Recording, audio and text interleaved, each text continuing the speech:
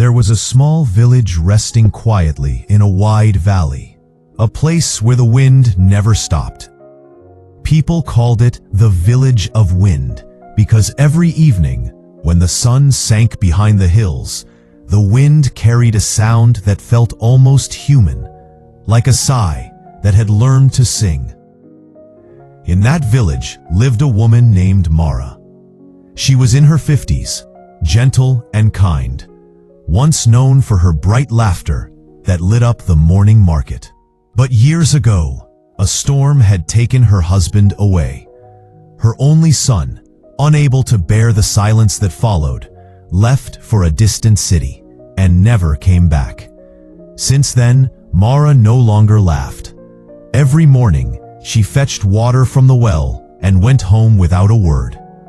Her neighbors said she was kind, but her eyes looked like windows that hadn't seen the sun for years. One day at the market, a stranger appeared, an old man with silver hair and a worn leather satchel. He bought nothing, just listened to the wind as he walked. When he passed Mara, he paused and said softly, "They say the wind here knows how to speak. If you listen long enough, it might tell you what your heart has forgotten." Mara frowned, thinking he was teasing. But that night, the wind outside whispered her name. By morning, she decided to find him. The next day, she saw him sitting under an old tree near the edge of the village. "Old man," she said, "can the wind really speak to someone like me, someone who has nothing left to hear?" He smiled. "The wind speaks to everyone," he said, "but not everyone has a heart wide enough to understand it." He stood and gestured for her to follow.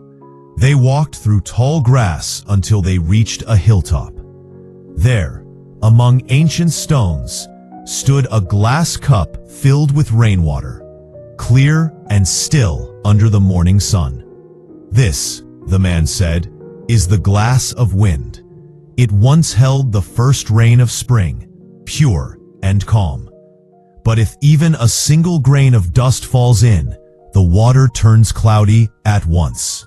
He handed Mara a handful of sand. "Throw it in."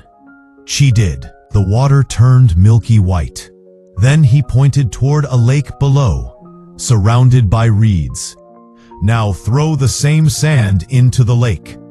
Mara went down and scattered the sand into the water.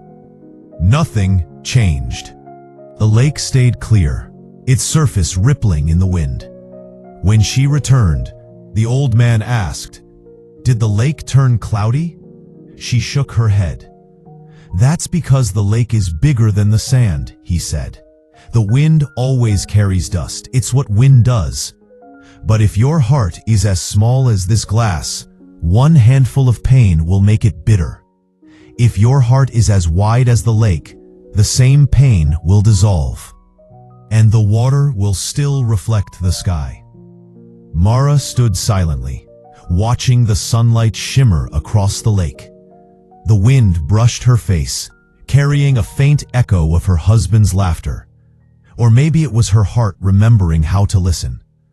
Before leaving, the old man said, "The wind never stops, Mara. The only thing that changes is how you let it pass through you.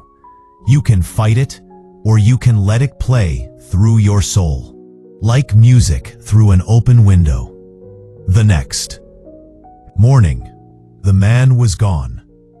But on Mara's windowsill, the glass of wind was waiting, half filled with water, catching the first light of dawn.